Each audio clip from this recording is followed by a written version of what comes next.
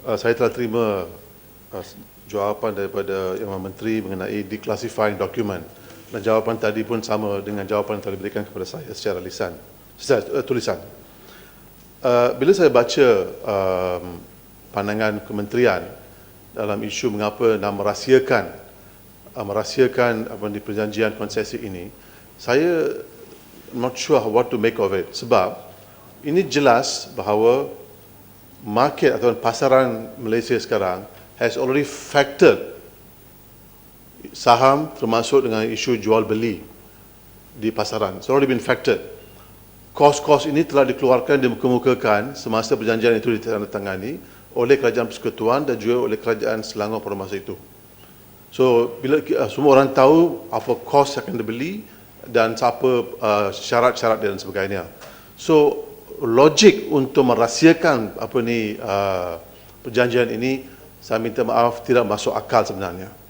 Apakah what is the real reason? Mengapakah kerajaan tidak masih hendak merahsiakan satu projek yang dikatakan memberi kepentingan kepada rakyat, tetapi kandungan itu dirahsiakan? Ini yang saya tak faham. Saya juga telah mengemukakan 4 soalan lain, iaitu adakah an oversight body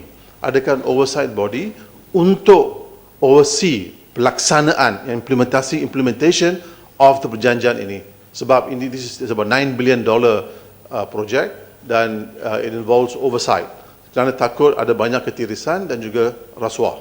Isu yang ketiga saya bangkit ialah apakah tanggungjawab kerajaan negeri Selangor khususnya dalam perjanjian ini.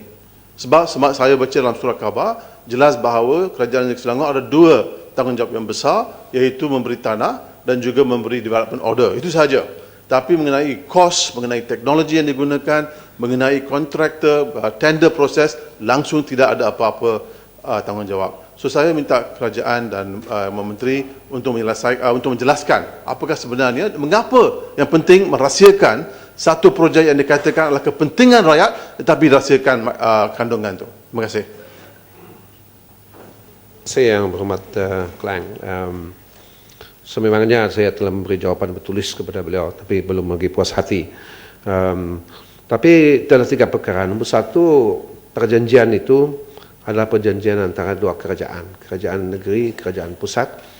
4 pasukan menandatangani, Setiausaha Kerajaan Negeri Selangor, KSU Kementerian Kedah, dan PAB sebagai the loan beholder, dan akhirnya KDB.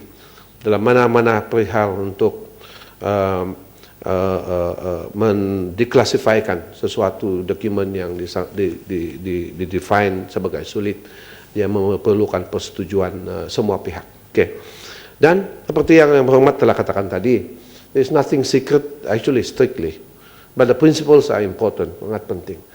Daripada kandungan itu adalah daripada MOU dan daripada Heads of Agreement. Tapi yang kritikal di situ adalah perbincangan mengenai dengan pembelian saham. Okey, di antara konsesioner Sabas dan Puncak dengan negeri Selangor sendiri, dan dengan konsesioner yang lain adalah Abas, hampir semua milik kerajaan negeri Selangor, dan yang ketiga adalah Splash, okay. Splash, iaitu 3 pemilik di situ, termasuk 30% adalah negeri Selangor, dan 30% Sweetwater, dan satu lagi 40% adalah Gamuda. Okay. These companies tinggal ini adalah listed in the Bursa Saham Kuala Lumpur.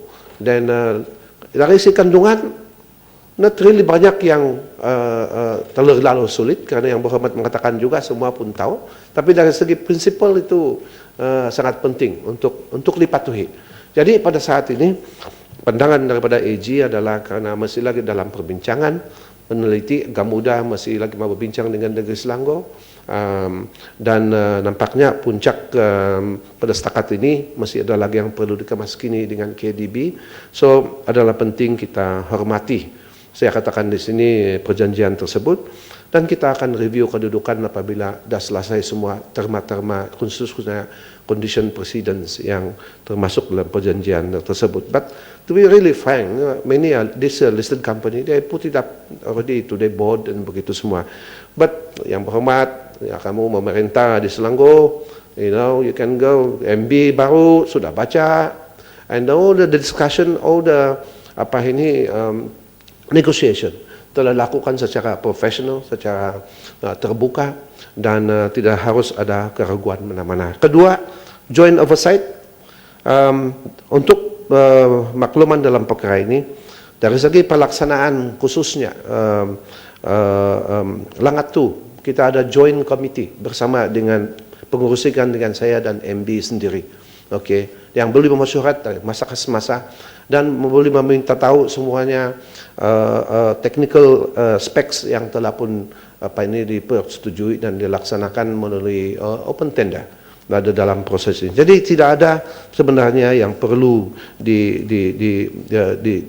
disembunyikan. Bahkan kedua mantan MB dan saya, karena kami katakan bahawa this agreement will stand any scrutiny, okay, of anybody, because semuanya telah dilaksanakan secara profesional.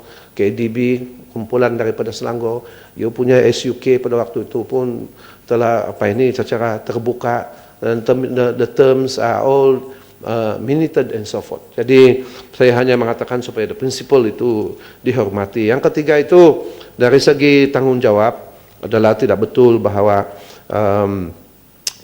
tiada peranan negeri Selangor. Negeri Selangor sudah 7 tahun minta supaya air itu di bawah kawalan negeri. Seperti amalan di bawah Akta 655 bagi negeri-negeri lain. Setakat ini di bawah Akta ini, Asia, 6 negeri sudah migrated kepada Akta ini. Dan antara yang belum Selangor, dan pada waktu itu ada perhubungan Selangor, kerajaan negeri Selangor dan kerajaan pusat sama-sama pun ada kepentingan secara strategik, maka pada waktu itu kedua-dua pihak tidak dapat sampai ke tahap di mana keyakinan permintaan Selangor itu dapat dimuktamadkan. Tapi bila dalam 1 tahun setengah ini kita meneliti keadaan dan kita kata the situation is serious, ya. At one stage 700 projek telah ditunda, and this is Kuala Lumpur capital, this is Putrajaya, this is Selangor, antara the biggest state, dan kita katakan margin 1% saja, tak boleh. So buka semua facts ini di depan sama-sama, dan MB mantan kami katakan it's time to set aside differences, put up the people first principle, and let's go for it. Dan dengan itu kita katakan boleh, bisa. Selangor you want water, you have been asking for 7 tahun. Federal cabinet dan federal kata can, but you willing buyer, willing seller, you discuss dengan the concessionaire, and to buy the concessionaire, I will give you the fund. 3 juta we raise to enable Selangor untuk membeli equity, okay, di dalam syarikat-syarikat ini. Price, you talk to them. Saya middleman saja, okay. And I think the price that Selangor are able to clinch actually prices yang pihak industri kata adalah munasabah. Jadi don't tell me selepas 7 tahun Selangor nak air, selepas kita masuk ke dalam ruang perjanjian perjanjian muktamad master agreement, are you going to say Selangor, no, I don't want to take water? I think that will be a terrible backtracking. Don't worry about issues dari segi pricing, kerana ini telah dibincang bersama dan kita dalam joint committee dengan MB itu, dia masih lagi belum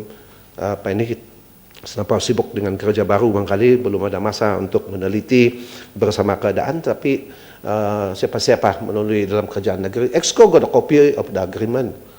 Some of you may have seen it, you know, although no, because this is with the MB.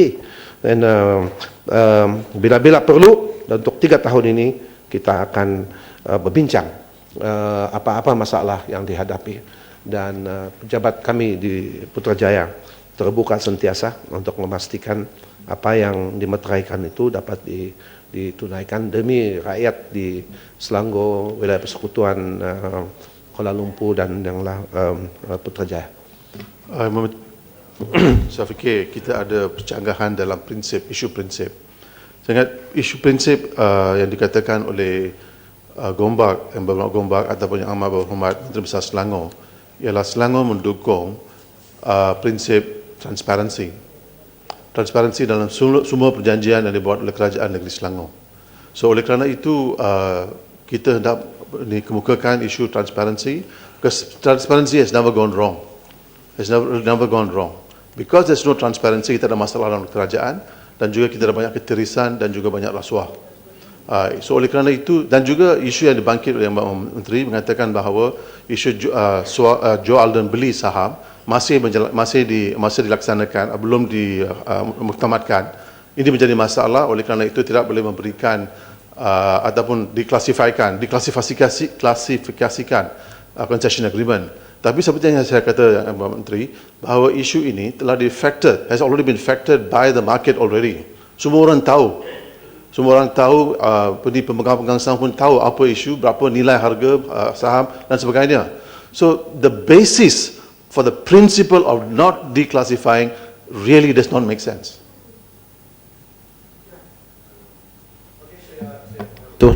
So why don't you say now, declassify, solve the problem? Because that is the only way to go. Dan juga yang amat berhormat dan Menteri pun mengatakan bahawa transparency is the way to go.